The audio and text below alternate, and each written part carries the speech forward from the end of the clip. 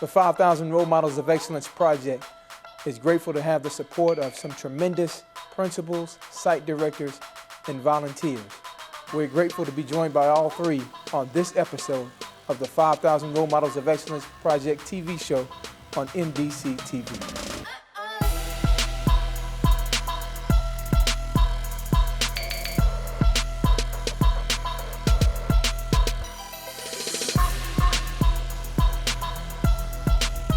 We are honored to be joined now by two very distinguished principals in the Miami-Dade County Public School System, Mr. Derek Negron from Carroll City Middle School and Mr. Kenneth Williams from Andover Middle School.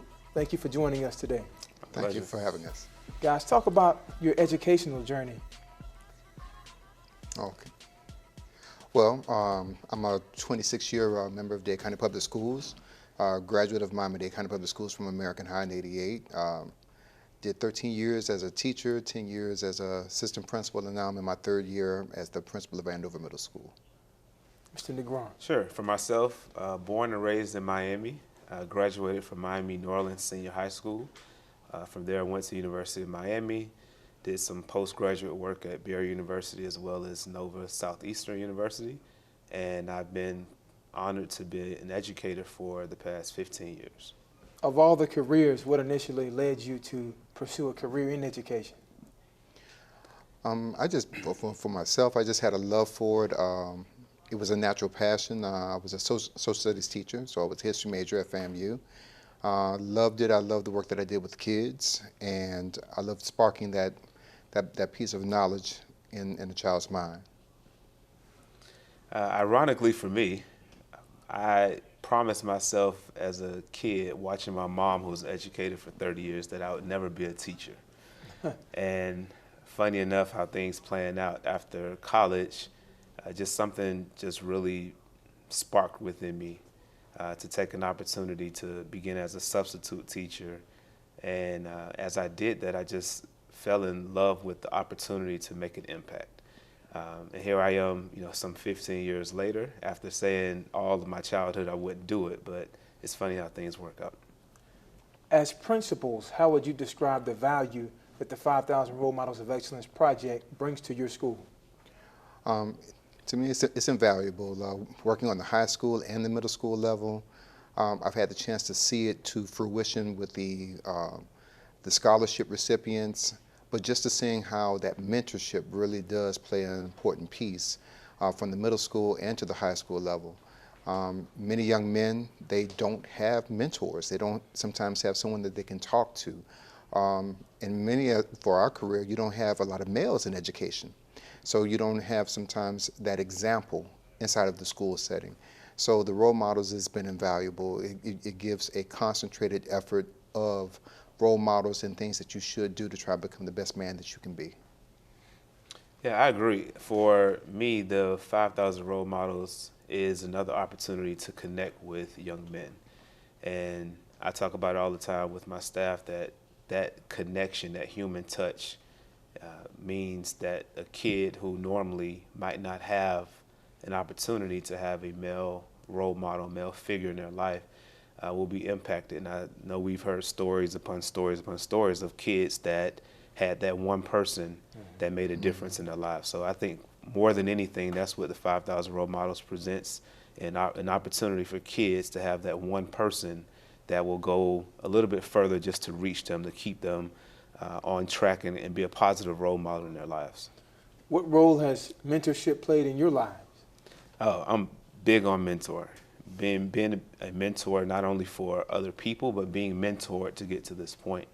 Mentoring is that opportunity to coach an individual, to make, as I said, a lasting impact in their lives, that they'll be able to say, it was because of that person that I am where I am today. So I think if you want to become anything great in life, you need a mentor. You need a coach to help you to move you along a path so that you can avoid some of the common mistakes that they might have had, just that guidance so that you can do things at a high level. For myself, being somewhat similar to many of my young men, where I was raised by a single mom, the mentors that I had in my life, in church, in the community, that knew her, it was very valuable to me. So when I became an educator, I saw what it did for me and how important it was for me. So what I'm able to impart back whenever I tell a young man, well, I know what you're like. I know what's going on in your home. I know how it is. And they say, well, how would you know, Mr. Williams? I said, well, because I was raised just like you were being raised. And they get it and they understand it. They understand those difficulties of sometimes maybe a father figure may not being present in the home, but someone who's investing their time to still give you a word that can help get you to the next day, a piece of example that can get you maybe even to the next level, someone that can just listen to them. You all are both principals at the middle school level. What are some particular challenges and opportunities that your students face? It's interesting. I think one of the biggest challenges that I see kids in middle school face is not much different than what I see adults facing. And it's the big question of, who am I? Right? It has a lot to do with identity. Who am I? What can I accomplish? Where did I come from? What abilities do I have? Am I making the right decisions? Am I choosing the right friends? And it's interesting, as I look at kids, I often, in talking with adults, hear the same story. What is it that I'm supposed to be doing? Where's that sense of identity coming from? And I think, as we know, if a kid is not, or if an adult is not sure about who they are, then they're easily influenced by somebody else's perception or belief about who they may be. And unfortunately, a lot of people have become the product of somebody else's perception.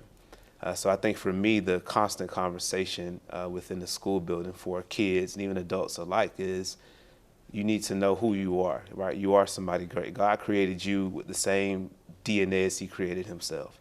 And if he did that, that means he placed on the inside of you something awesome that just needs to be realized. That potential needs to be realized. So the same investment in kids as a principal becomes the same investment in adults, that everybody has some form of untapped potential, and it's our responsibility as leaders to help bring that out. Empowering students with the ability to define themselves. Right. Those who define you can confine you and then push you to the margins. Right. Yes. Very important work, very important words.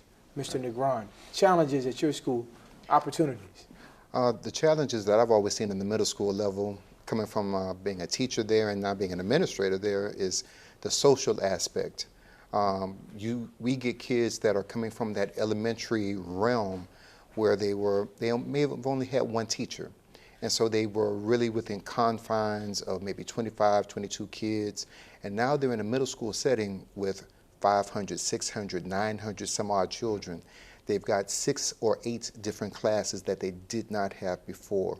And so they're becoming their own person in this age. I think of all 3 levels, we hear the most complaints mostly that the most difficult area to teach is that of middle school, because the kids are becoming who they will become, but they're not there yet. So they're leaving the baby situation. Now they're in that middle ground, that middle grade area before they become older adults in the high school. So you see a lot of the social issues. Now we're dealing with a lot of mental health that we're talking about with kids. Kids who are not as social on the outside, having friends that they play with. Now everything is on technology. So now they're looking at things on their phone, on their tablets. They're judging themselves based on what they see in the social media realm. And they don't have sometimes the inner strength to really understand what's real, what's not real. So those kinds of transitions that we deal with, because an immature child in the 6th grade could become a straight A kid by the 11th grade, but we have them in the 6th grade. Right. What would your message be to community members who may be watching today about how they can better support the efforts of your school? I think the biggest thing is being involved, not letting the school be a place within the community that's just for the teachers and the students within the building. I think a large part of success of any community has to do with how the community embraces, wraps their arms around the school. So I think being a part of opportunities to get into the school, volunteering, just again being that mentor. There's a lot of students that can just use that positive role model within the school. And I do concur with that one. If we can get more of our community members just to volunteer more, spend a little bit more time. Don't think that just as their child has gotten a little bit older from elementary that we can be more hands-off. That's the time when we almost need more hands-on. Thank you so much for joining us today, and thank you for all of your efforts on behalf of our children. Pleasure. Thank you for having us. Pleasure's mine. After the break, we'll be joined by the 5,000 Role Models Site Director at Otis Elementary School, Ms. Mallory Conyers, and longtime 5,000 Role Models volunteer and supporter, Ms. Petrinia Dozier Washington.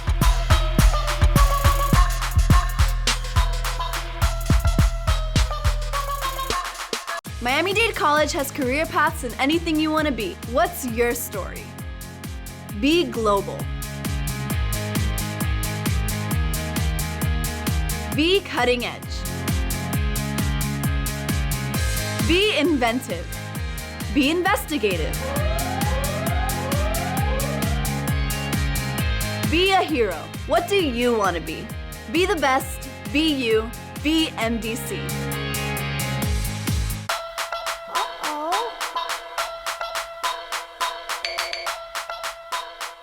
We are joined now by the 5,000 Role Model Site Director at Otis Elementary School, Ms. Mallory Conyers, and longtime 5,000 Role Model supporter and volunteer, Ms. Petrinia Dozier Washington.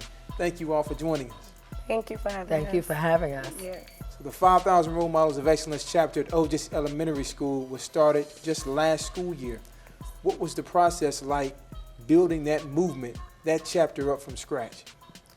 Well, it was first a very strenuous because for our area and explaining the program and the importance of the program to the parents, we first had a general meeting to get to know the parents and explain the process and to see if their child would be interested in that to pick the students for the program.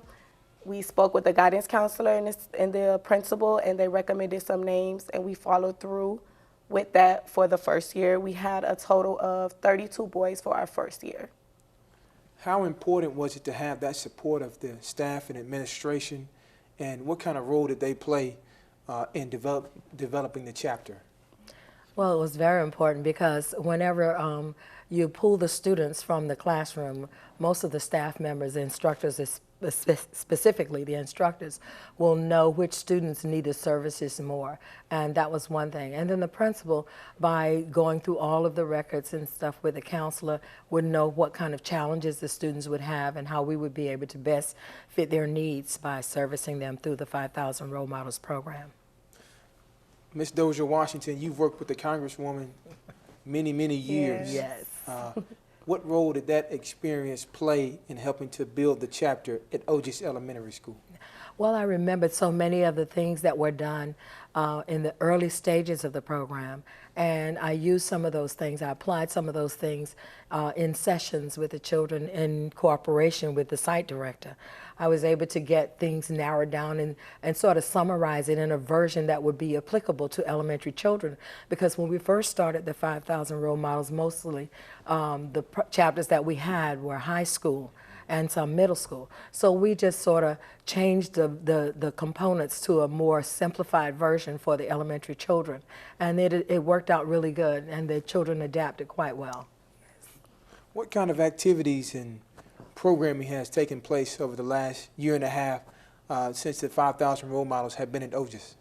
Well, one of the activities we had was the early college experience. Our boys got to go to Barry University for the soccer program and what was the other? The college preparatory. The college preparatory. Yeah. They enjoyed the soccer very much, and they got to see the college experience, and a lot of them afterwards said that they wanted to attend Barry University. Wow. So it was very powerful. Even though it was a short amount of time, it had a very good impact on them.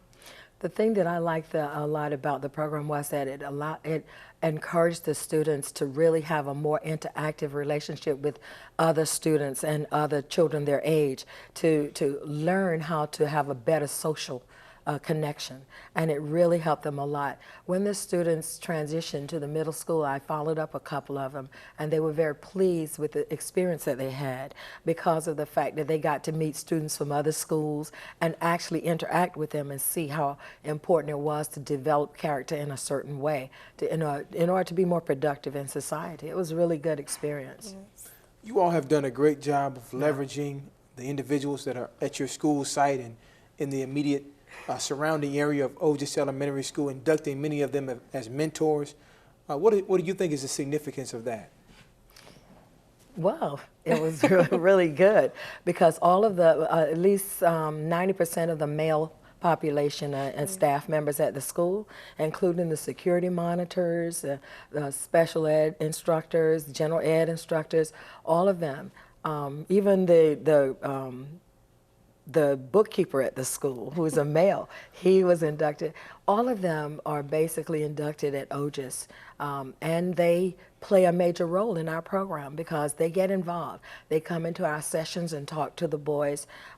We pulled in some of the parents at the school as well. There are parent volunteers. We brought them in and to encourage them to come into our sessions with the children. And it's been really good because they shared their professional experiences with them and talked with them about basic character development, which has been a good experience for the children. And I know that you all meet on a weekly basis. Yes, that's the key. Also, consistency with the younger children, because once a month is not enough. Like, we meet on a consistent basis. We're there for them. They know they can come to my room. It's the open door policy no matter what time of the day. The teachers have open communication with me. They're having an issue with a student. They know I have students eat lunch in my classroom on a daily basis. They know it's an open door policy with me. They can call my room at any time when it's about any of those young men.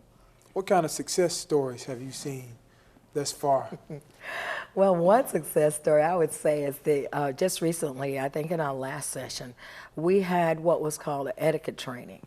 And what we did was we piggybacked on the site director's handbook that we have from the district that was developed by the staff in the district. We had a section that told us to encourage the children to practice ways of how to treat women and how to respect women and how to approach them and, you know, be a gentleman is basically what it was. And so when we did that, it was really good. They had a good experience. So some of them went home and tried it on their moms, and they said it was really exciting. And there was a mother-daughter, mother-son, father-daughter dance at the school. So they practiced some of those things when they went to father-daughter, mother-son dance, and they said it was really good. The other experience is that when we did the etiquette training, we also taught them how to use a formal place setting, which utensils to use, and how to conduct themselves whenever they're at a place setting and they're in a restaurant and they're having a meal out with their families or with anybody for that matter. They were very excited about it, and they got a really good experience from that. I was very impressed with the way they responded too. It is so important to have the support of women. Even though this is a male mentoring program, you all and many other site directors and the Congresswoman herself show that you don't have to be a male in order to make an impact, in order to make a difference in the lives of young men. True. So we thank you so much. Yeah. And you mentioned the curriculum. Each month has a certain focus, and the month of March focuses on respect for women. Yes. Are there some things that we're missing overall in terms of just that in our culture as we see the changing dynamics with the Me Too movement and so many things happening in the broader society? What lessons can we impart to our young men during this time? The one lesson that we discussed in our session was that when a young lady makes a decision of yes or no, when you ask her for a dance or you ask her for a date or you ask her, will she do something fun and exciting, games or whatever with you, if whatever her choice is, respect it. Walk away and respect her choice. And we also talked with them about how some people end up in trouble with the law because of domestic violence. It related to male and female communication. And so it helped them to understand how important it is to be respectful of a woman's choice whenever she makes that choice. And to show respect for her whenever you're out in public, and let her know that she is an appreciated person in terms of a woman as opposed to a male, because you're the male and you are approaching her. So we talk with them about that. We allow them to open up their conversation so that they would feel free to talk and experience that. And we maintain a certain level of confidentiality with them whenever they're talking about these experiences, so that they know that they can come to someone and speak to them about it and be able to speak freely so that we can help them whenever necessary. I think also one thing is the change in the family dynamics.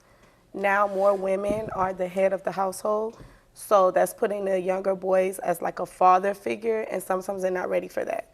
So they're feeling the pressure of having to help the mom, having to do this, and they're struggling Yes. with things internally also. So that's something that we can focus on as a whole in the program to help to help the boys out with their mental health. Great insight. And I know that your principal has been a tremendous advocate Yes. for the program. How important is that? What role has she played? Well, she's been very supportive from the very beginning. She basically tries to find a way to work around our schedules so that we'll be accessible to the children or to the boys whenever necessary. Like Ms. Kanya said, whenever they need to come and speak about something with her because they put a lot of trust in her, the principal gives that leverage so that that can be done. And that's needed. If a child puts trust in a particular person, they need to have the ability to go to that person in confidence and talk about what is and what is not going on in a positive way with them. Thank you so much. Thank you for having us. We're Thank excited you to be very here. much. Thank you very much for this experience and for this opportunity.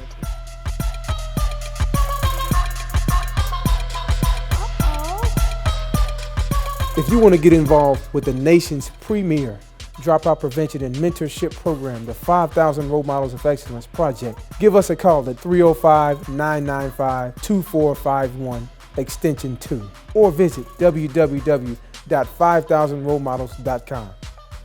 We hope that you get involved with the 5,000 Role Models. Until next time.